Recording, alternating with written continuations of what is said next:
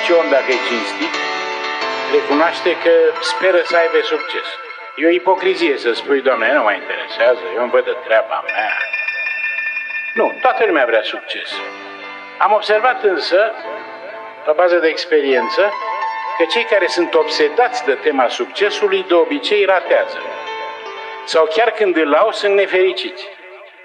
De unde rezultă că e ceva în reprezentarea noastră spre succes care nu e integral satisfăcător. Chiar când ai succes, îți dai seama că ai o mulțime de alte motive să nu fii integral fericit.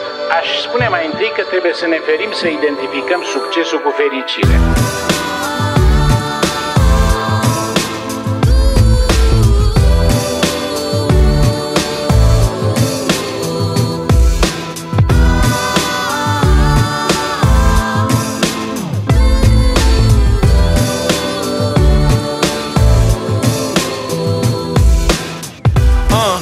Definește succesul, zici că banii, curvele, drogurile, vezi tu?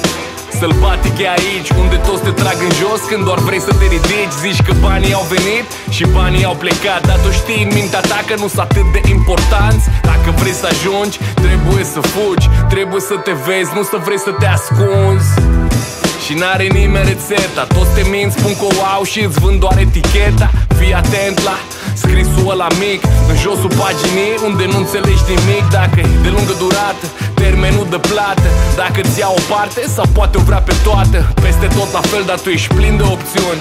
Doar tu știi adevărul, dar îți spui numai minciuni. Există fericire și independent de succes și există oameni de succes nefericiți. Una la mână. În al doilea rând, cred că succesul se obține ca și fericirea mai curând dacă apare ca efect colateral decât ca țintă obsesivă, halucinatorie. Și când ai ajuns, totul s-a schimbat. Te uiți în jurul tău și nu înțelegi când s-a întâmplat. Ziceai când ai plecat, eu rămân cu mine, dar pe drumul ăsta lung ai rămas cu nimeni. Drumul spre succes e unul prea complex, străzile-s mărunte și tu n-ai GPS. Stres, multă presiune, hotelul care nu de mult era doar o pensiune. Și parcă nu găsești cuvântul, contactul cu pământul, tot ce te-a făcut să fii prea mândru. Gândul cel mai sincer încet încet se stinge și ești prea aproape ca să vezi cine te învinge. Întotdeauna mai mult, mai mare, mai sus, mai bine oricât noi, niciodată de ajuns. Și totuși întrebarea mea a rămas fără răspuns, care-i prețul? Yeah.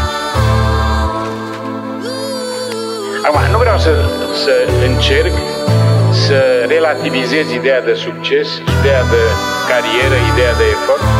Vreau doar să spun că cred că trebuie să te uiți foarte atent la ceea ce tu numești greșeli.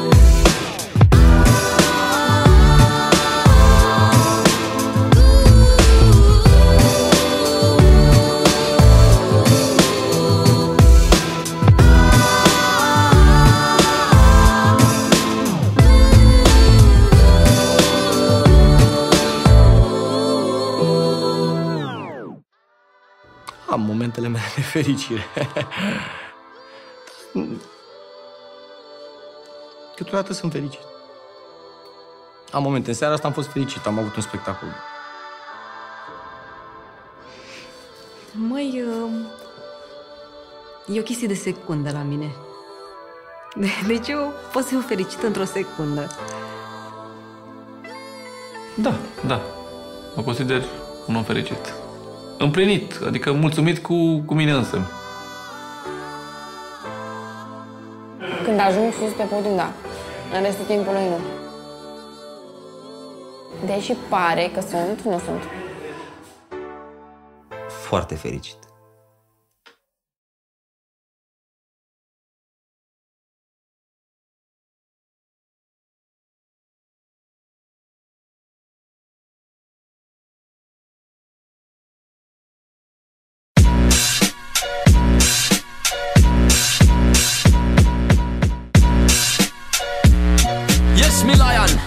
Strength and love they can't see. Bad-minded people come for me. Yes, I nu cedez. Știi că eu și rime și ganja rulez. Rămân pe treaba mea, pentru ai mei creez. Mă refugiez în lumea mea, nimeni nu mă poate opri să visez, nu cedez. Știi că eu și rime și ganja rulez. Rămân pe treaba mea, pentru ai mei creez.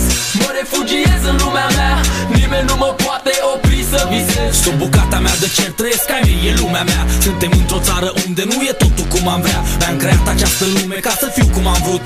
Că n-am nicio vină că e nașpa asta în care m-am născut. Maturizam mult prea devreme și știu că am avut copilăria închisă într-un secret. Am învățat copilul să gândească diferit. Când tu-l faci să plângă, muzica mea-l face fericit. Eu l-am învățat niște lecții de viață, că tu stai ca bou și nu-ți pasă dacă le învață. El nu depinde acum de ce impus la radio. Dacă tu n-ai timp de el, am eu destule ore de studio. Au trecut atâția ani și poate știi că ai crescut cum știi, că n-ai avut copii, că ai venit de la servici cum vii, când vii și trec prin cap numai prostii, nu știi că ai fi putut să fii altfel, nu-ți pare rău.